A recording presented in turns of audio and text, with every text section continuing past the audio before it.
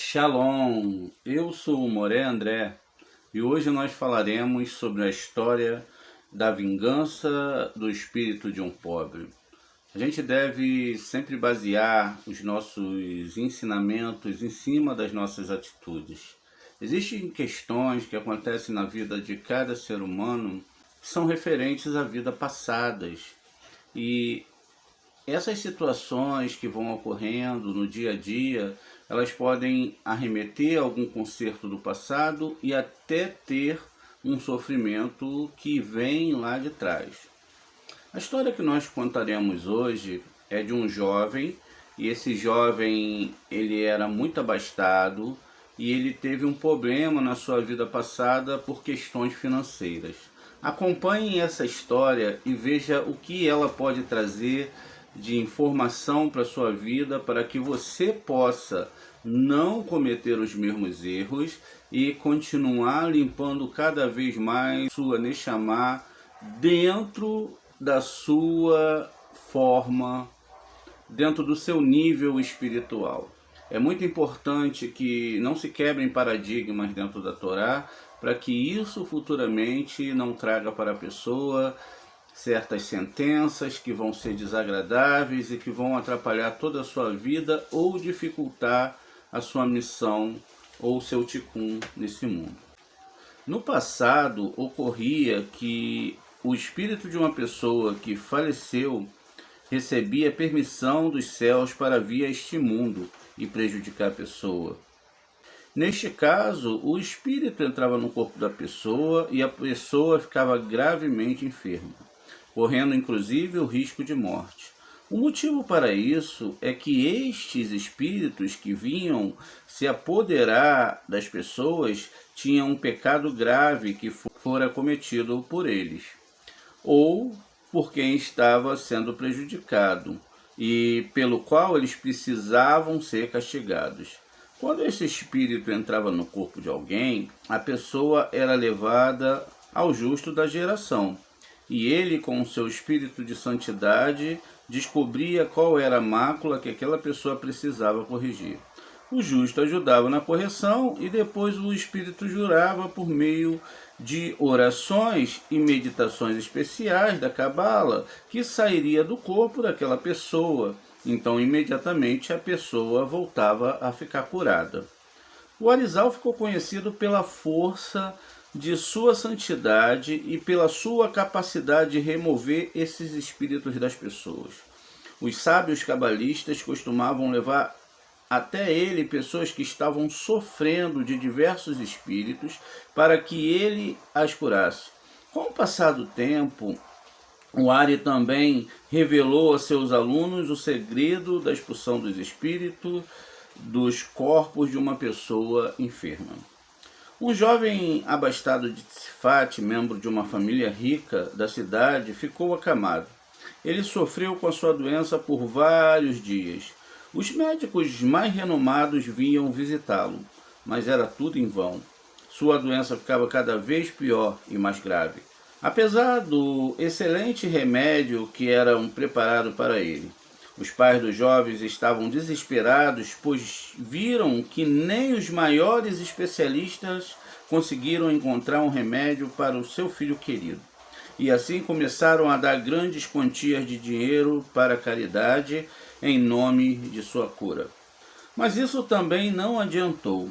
Ele se dirigiu então aos sábios e homens santos de Tzfat em uma busca de uma cura ou de uma explicação.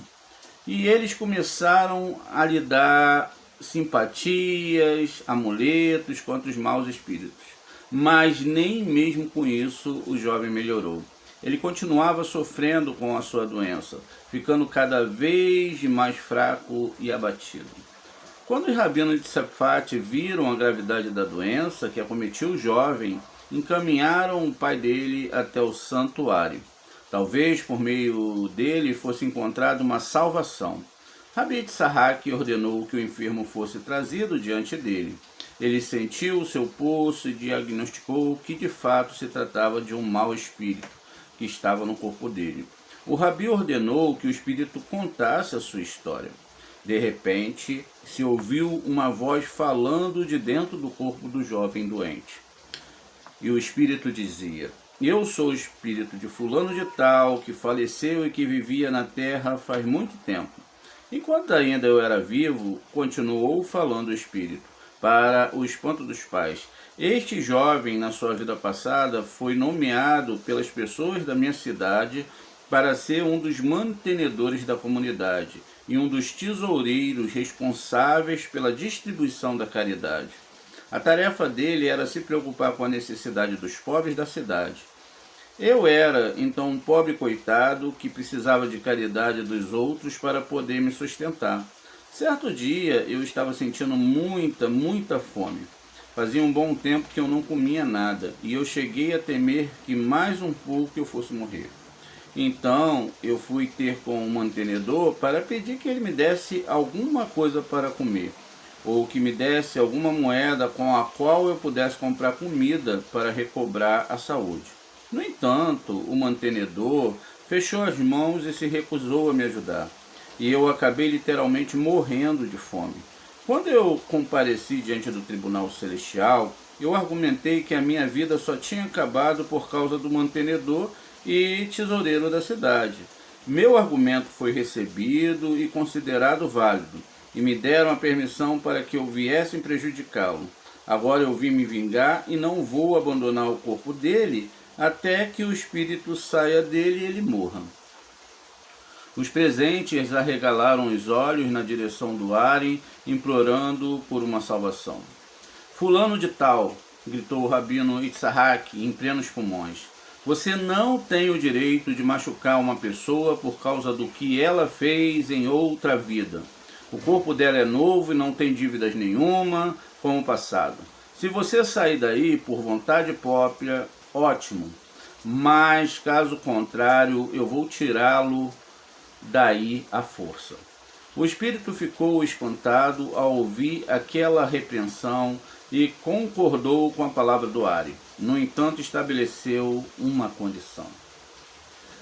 A condição era que o jovem não veja nenhuma mulher por uma semana inteira. Por 7 dias seguidos, ele deve se abster de ver o rosto da mulher. Se ele não fizer isso, eu o matarei. Então, por 7 dias, aquele jovem tinha que não olhar para o rosto de nenhuma mulher. O Ari pergunta, por acaso você consegue cumprir esta condição? Perguntou Rabi Itzhak para os pais em desespero. Se vocês disserem que sim, vou tirar o espírito, senão vou deixar a coisa assim. Os dois balançaram a cabeça em concordância e o Ari ordenou que ambos levassem o filho de volta para casa. Ele mal havia chegado em casa e já notaram uma mudança total no jovem doente. Ele tinha recobrado o ânimo, já abriu os olhos, olhava ao redor e pedia um pouco de água. Uma grande comoção se apoderou de toda a família e eles começaram a se esforçar em atender o pedido feito pelo espírito. Num piscar de olhos, ocorreu a notícia que o menino não tinha mais tremores e que sua febre tinha baixado e que ele estava cada vez mais saudável. Os pais não conseguiram se conter de tanta felicidade. Eles decidiram que ao final do período de 7 dias fariam uma festa de agradecimento ao Santíssimo, bendito seja, por ter curado seu filho. No 7º dia era o último dia da condição imposta pelo Espírito. Todos os membros da família começaram a se envolver com os preparativos da festa. Levemente enfraquecido da sua doença e, portanto, deixaram o jovem lá porque ainda não tinha se recuperado. Durante aquele período de 7 dias, uma parenta do jovem que morava em Sidom tinha tomado a estrada para ir a Tzfat.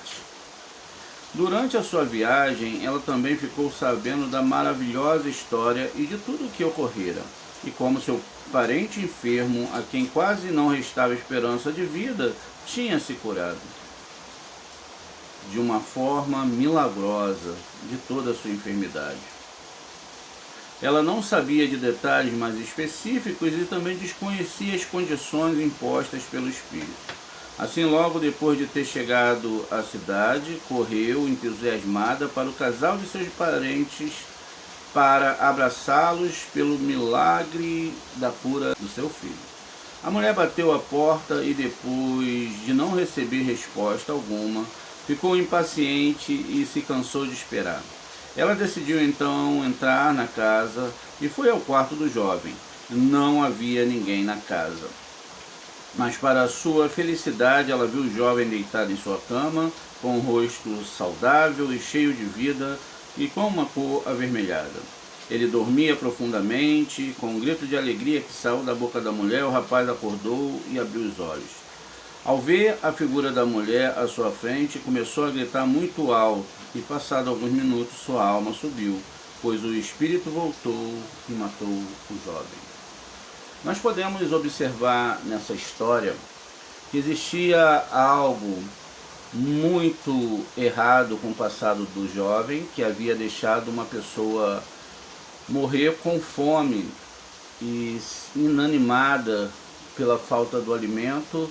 Essa pessoa ficou com muita raiva desse jovem e acabou adentrando os tribunais celestes para cobrar a dívida de uma vida passada. Com o decorrer da história, a gente vê então que uma jovem entusiasta e que sem maldade nenhuma, ela se encaminha para a casa dos seus parentes para ver o grande milagre. Quando ela adentra a casa, faltou um pouco de tsiniut.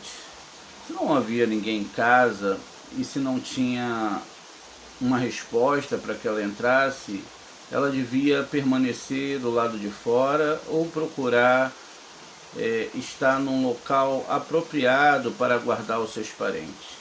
Ainda mais, ela entra no quarto do jovem, faltando mais com tsiniut, onde ela vê o jovem dormindo. E então ela percebe que o jovem estava curado, estava bem, e acaba então com aquela alegria inocente, acordando o jovem vindo a falecer. É muito importante a gente entender que a questão da inocência, a questão dos atos que se fazem, eles devem ser muito bem calculados. E também é necessário saber que essa tsiniut, essa forma de respeitar as pessoas, os ambientes que nós adentramos, inclusive os ambientes virtuais, são muito importantes. Isso tudo nos leva a refletir sobre toda a nossa vida e sobre todas as coisas que nós fazemos no cotidiano. Devemos também elucidar que dentro disso existem momentos em que a gente tem que manter a total tsiniut dentro da nossa família, dentro da nossa casa e dentro daquilo que é chamado de Torá nas nossas vidas. Shalom, até uma próxima vez, onde acompanharemos mais aulas sobre o Tribunal Celeste, reencarnações e possessões de pessoas que estão pagando alguma coisa do seu passado.